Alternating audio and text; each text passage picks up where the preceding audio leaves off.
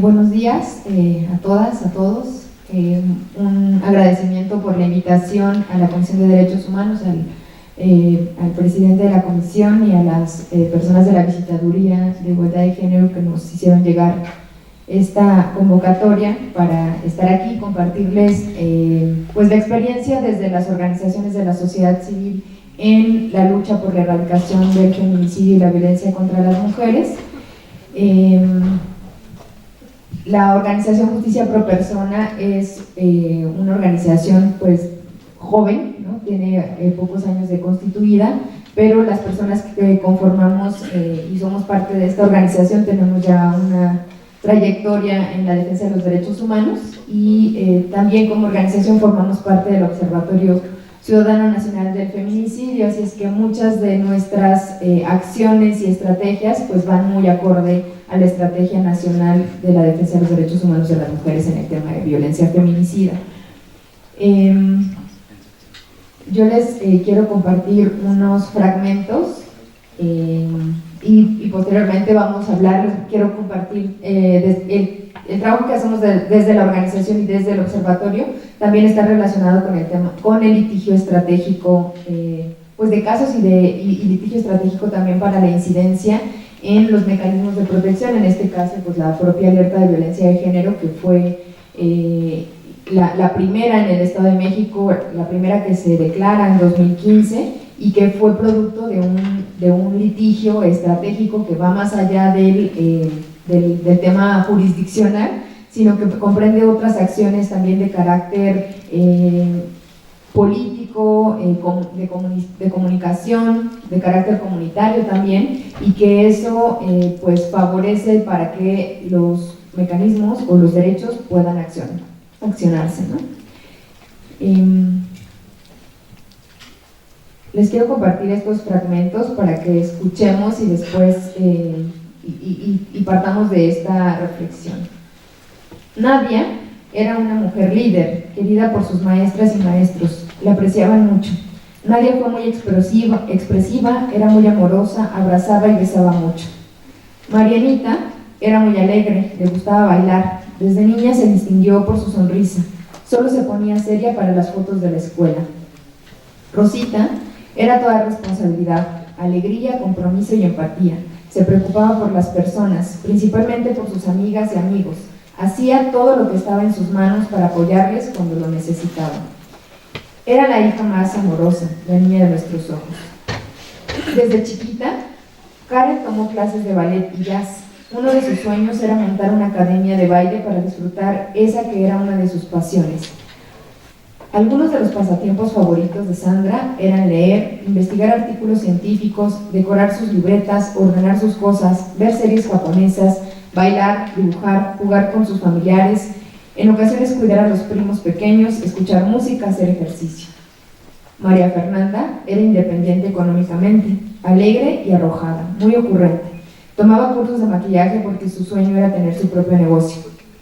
Desde que era chiquita, Mariana Elizabeth veía a lo lejos las instalaciones del Instituto Politécnico Nacional y decía, esa va a ser mi escuela. Inició ahí estudiando aeronáutica y al poco tiempo decidió que también quería estudiar automatización y control. Era muy dedicada en sus estudios.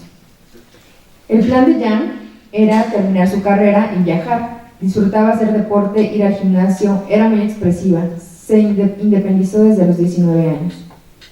Abigail era alegre, con gestos muy lindos, se expresaba con facilidad. Era muy dedicada a su estudio, tenía muchos anhelos de salir adelante y ayudar a su familia. Lesbi quería viajar y ser ciudadana del mundo. No tenía miedo de irse, sino de quedarse. Aprendió a hablar inglés, francés, italiano, romano y catalán. Le llamaba la atención la filosofía, la pintura. Mi hija tenía una misión muy grande y ahora estoy empezando a entenderla. A veces se nos olvida que no solo somos cuerpo. Araceli Osorio. Estas palabras son palabras de madres, de padres, de hermanas, de víctimas de feminicidio. Son familiares, algunos de los familiares que acompañamos desde el Observatorio Ciudadano Nacional del Feminicidio. Algunas de ellas tenemos muchos años acompañando, el caso de Nadia, el caso de Mariana Lima, donde pues se han enfrentado a diversos obstáculos y la justicia no ha sido pronta, ¿no? Mucho menos expedita. En México, los feminicidios, además de la falta de investigaciones efectivas, la corrupción y la impunidad, están rodeados de inconsistencias y la falta de respeto hacia la dignidad de las víctimas y sus familias. Aún después de que las mujeres son asesinadas de las maneras más crueles e inhumanas, son objeto de campañas de difamación y desprestigio que inician en algunas ocasiones desde la postura institucional de las autoridades y que impactan en el imaginario colectivo. Pues como lo decía la maestra María de la Luz, el feminicidio, esta categoría, ¿no?, que se nombra, pero que no se comprende a profundidad, tiene muchos factores sociales, pero también muchos factores institucionales que tienen que ver o están relacionados con el tema de la impunidad del Estado hacia estas violaciones a derechos humanos. Desde la organización, también una de nuestras apuestas y como parte del observatorio también ha sido que la violencia contra las mujeres se dimensione como una violación grave de los derechos humanos. Es muy difícil, ¿no?, digamos, la lucha que se tiene que hacer en el tema de violencia contra las mujeres, incluso poder incorporar las categorías y visibilizar las violencias en los temas de violaciones graves a derechos humanos, ¿no? Incluso entre las y los defensores de derechos humanos a veces se desconoce que la violencia feminicida es una violación grave a los derechos humanos, como se comprende más con la tortura, con la desaparición forzada, ¿no?, las ejecuciones extrajudiciales, y a veces se piensa que esa es la única, o esas son las violaciones más graves a los derechos humanos, cuando se desconoce que la violencia feminicida también es una violación grave a los derechos humanos porque parte de esa permisividad no solamente social, sino también del Estado, ¿no? El Estado que fomenta y que en muchas ocasiones es el que viola los derechos humanos con este desprecio o esta discriminación que hace hacia las mujeres víctimas de violencia, ¿no? Y cuando esto es un problema estructural, un problema sistemático o un problema generalizado, como lo es la violencia contra las mujeres, pues hay una responsabilidad estatal, ¿no? No estamos hablando de delitos comunes o de delitos que respondan a un tema de inseguridad simple, sino que son producto de la discriminación estructural que, repito, tolera y a veces fomenta el propio Estado mexicano en su conjunto, ¿no?, en este caso, en nuestro país. Les compartía que nosotras, desde la organización y desde el observatorio, le hemos apostado también como una de las estrategias al litigio, ¿no?, al litigio, valga la redundancia, litigio estratégico en derechos humanos. ¿Qué es el litigio estratégico? Es una herramienta para la protección de derechos humanos a través del uso de sistemas judiciales y mecanismos internacionales de protección en la región, que esto se ha potencializado durante los últimos 30 años. Tiene como objetivo develar y exponer patrones de conducta ilegales y estructurales desde las que sistemáticamente se violan derechos humanos. Tiene como objetivo también promover derechos no garantizados por deficiencias o porque la protección efectiva solo se activa a partir de los reclamos de grupos de población. Convertir políticas públicas que contradicen, es otro objetivo, estándares internacionales, sea por su diseño, contenido o forma de implementación, o porque éstas afectan los derechos humanos.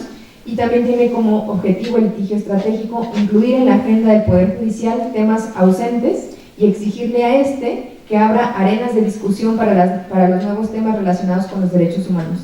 Y eso es lo que hemos hecho también en el tema del feminicidio. Les compartíamos que se ha hecho desde los mecanismos de protección hasta casos en particular, donde hemos logrado, por ejemplo, con la sentencia de Mariana Lima, logra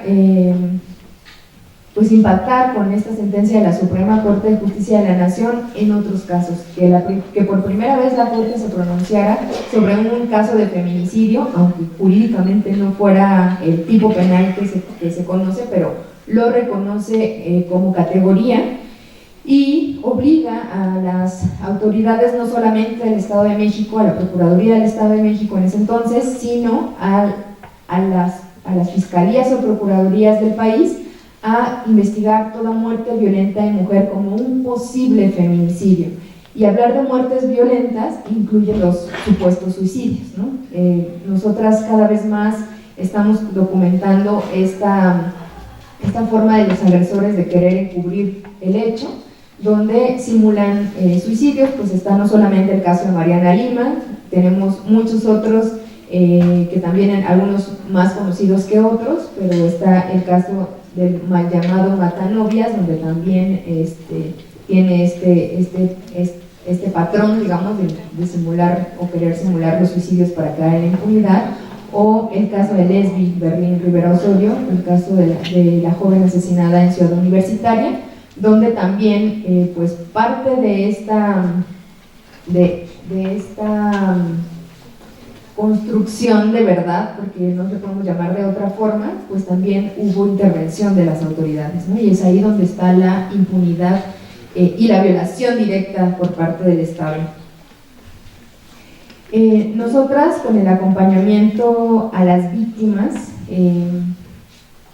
hemos encontrado y hemos documentado los obstáculos y las resistencias sistemáticas en la procuración y administración de justicia. Los casos son muestra contundente de patrones de omisiones y negligencias que tienen como fin, ¿no?, la impunidad.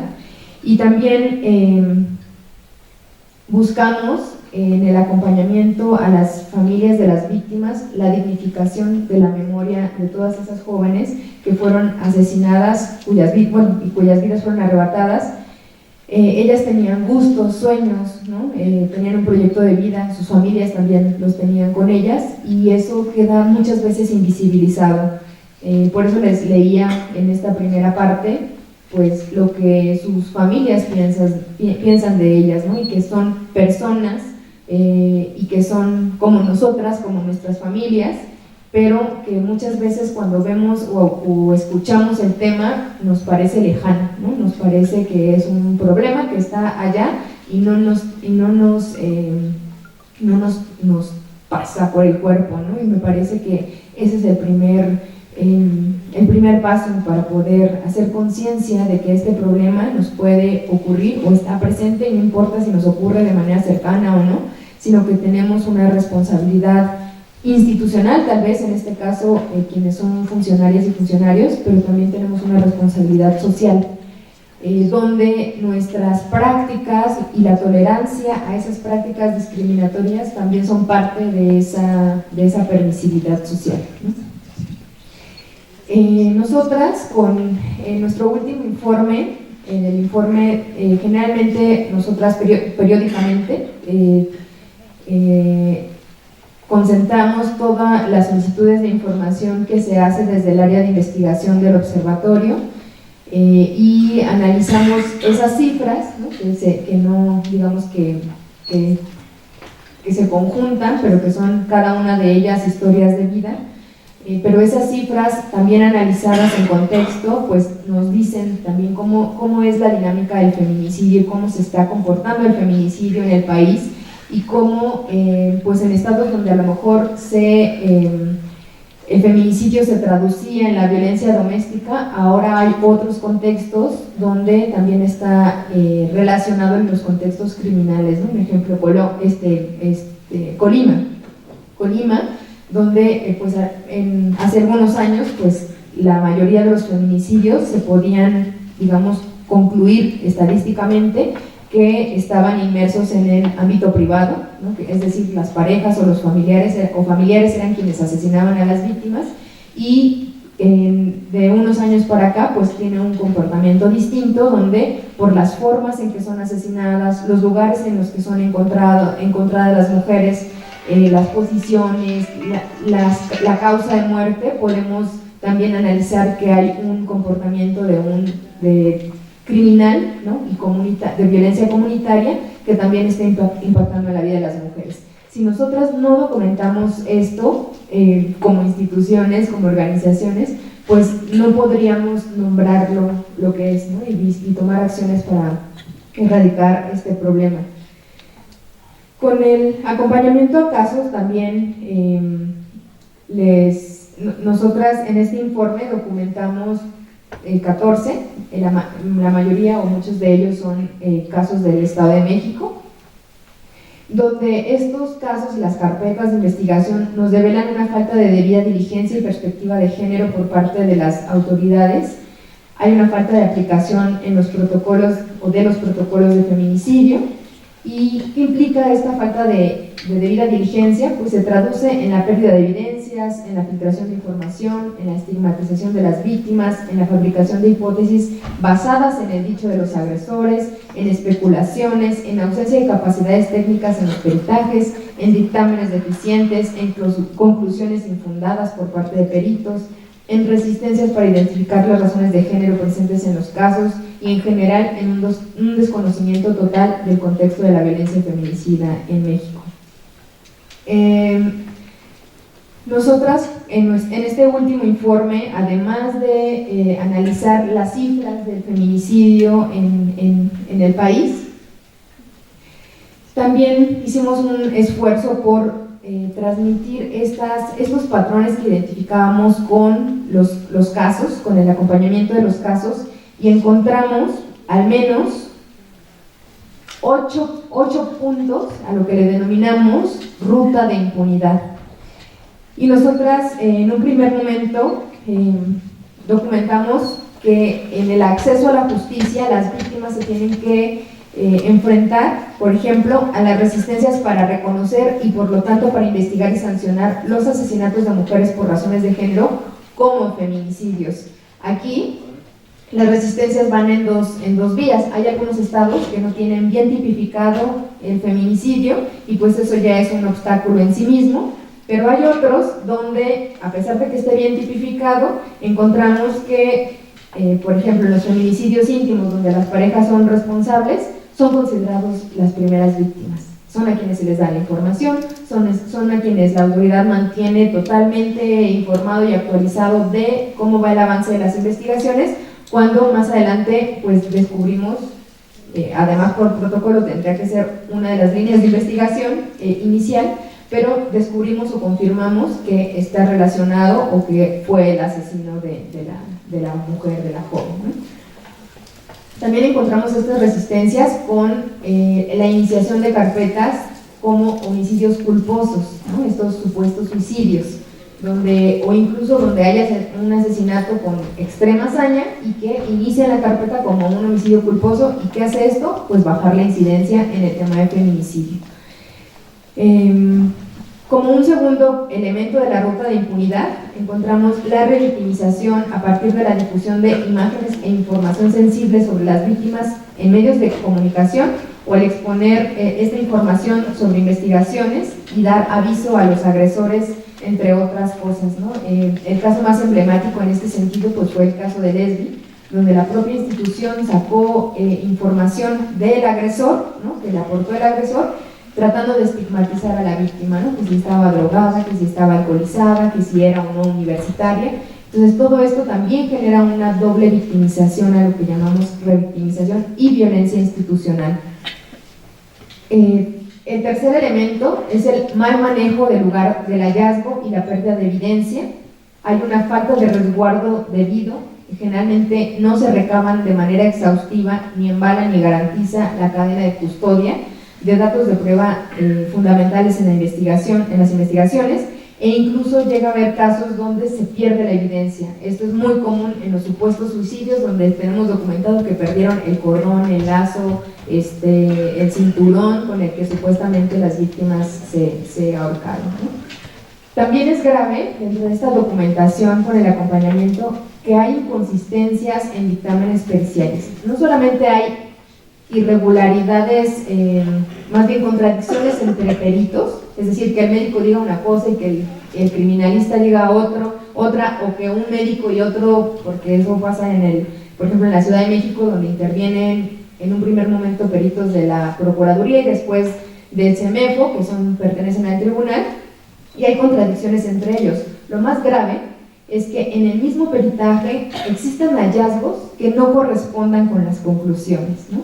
O sea, hallazgos de lesiones de mordidas humanas que digan que son fauna cadavérica, lesiones que estén visibilizando cuáles son las lesiones que tienen en el cuello, ¿no?, las mujeres, y que concluyen que es un suicidio en lugar, o que digan que es un ahorcamiento en lugar de un estrangulamiento.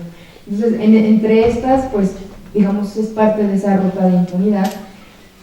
Como quinto elemento, ya casi concluyo, no existen análisis de contexto sobre los casos de feminicidio.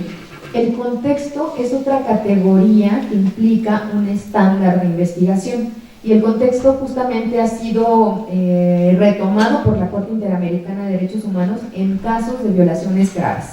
Y bueno, el antecedente principal pues son estos casos de contextos donde pues había una represión, una dictadura, ¿no? El caso de Rosendo Radilla, que habla de un contexto específico en México durante la Guerra Sucia. Pero en los casos de violencia contra las mujeres, la Corte Interamericana y ahora la Suprema Corte de Justicia de la Nación también se han pronunciado diciendo que el contexto es importante. Y en el caso del campo algodonero lo visibiliza, a lo mejor es más sencillo al revés, pero primero la sentencia de campo algodonero lo visibiliza, pues cuando está hablando de una región donde se asesinan a las mujeres, donde desaparecen, donde la autoridad ya estaba advertida de esta problemática, y que hay un contexto criminal específico que se tenía que considerar al atender un caso de violencia, ¿no? Es decir, el reporte de una niña desaparecida pues implicaba un riesgo inminente de feminicidio, y la autoridad no actuó. Entonces, por eso la Corte retoma ese concepto y dice: tú tenías un contexto de violencia, de discriminación y además criminal, que no consideraste, y por eso eres violador de derechos humanos, ¿no?, le dice al Estado mexicano. Y en el caso de Mariana Lima también se habla de un contexto, pero un contexto en el entorno familiar, ¿no? La familia había advertido antecedentes de violencia, que es otra de las razones de género, que la autoridad obvió y no consideró, y por lo tanto pues determina un no ejercicio por un supuesto suicidio. Y es por eso que la Suprema Corte de Justicia de la Nación dice: en los casos de muerte violenta de mujeres, el contexto es importante. Y en nuestro tipo penal lo tiene, ¿no? Al investigar los antecedentes de violencia, nos está hablando del contexto, ¿no? Y no se reduce al ámbito familiar, sino también al espacio comunitario, en una interpretación amplia de ese estándar, cosa que el homicidio no tiene. En el homicidio solamente hay que probar la privación de la vida de la persona. Y por eso las autoridades o los ministerios públicos obvian y en muchas ocasiones no indagan sobre el contexto de violencia. El tipo penal de feminicidio lo exige. Y finalmente, ya concluyo, los dos últimos puntos, es que, bueno, solamente para cerrar el tema del contexto, nosotras desde, por ejemplo, el mecanismo de alerta de violencia de género, propusimos una herramienta que nos parece ahora fundamental para estados que tienen contextos criminales, que es la unidad de análisis y contexto. Es un área, o sea, es una herramienta de investigación de la Procuraduría que conforma a un equipo multidisciplinario con un perfil social menos jurídico, o sea, digamos, lo jurídico es lo técnico para recabar la información, pero el análisis es social, y el análisis debe incorporar pues cuál es el contexto político, económico, cómo se mueve en este municipio o quiénes operan desde también un punto de vista criminológico, qué bandas criminales están operando, qué se están disputando, cuáles son los delitos que imperan en esa región, y eso nos permite tener un caso e incorporarlo en su contexto, y más cuando estamos hablando de contextos de alta criminalidad. Y bueno, ya para cerrar, los dos puntos que también forman parte de la ruta de impunidad es que no se garantizan los derechos de las víctimas, lo podemos afirmar así categóricamente, porque no hay una participación efectiva en las investigaciones ni en el proceso. En muchas ocasiones cuando ellas participan es porque se les carga, ¿no?, la responsabilidad de la investigación, desde la petición de copias, no se les dan copias, no se les da asesor jurídico de manera oficiosa, no se les da atención psicológica, atención médica de manera inmediata, no hay atención psicosocial que acompañe el proceso judicial, y no hay una reparación integral del daño. O sea, lo podemos afirmar así, ¿no? Y el séptimo punto es que no existe un mecanismo efectivo de seguimiento a casos que verifiquen el cumplimiento de la debida diligencia. en positivo y en negativo. En positivo me refiero a que debe haber en las instituciones un mecanismo de supervisión y acompañamiento que fortalezca las investigaciones, y en negativo, tal vez, porque hay que llegar a esos niveles, es un mecanismo de sanción efectiva para quienes no están cumpliendo con su labor, ¿no?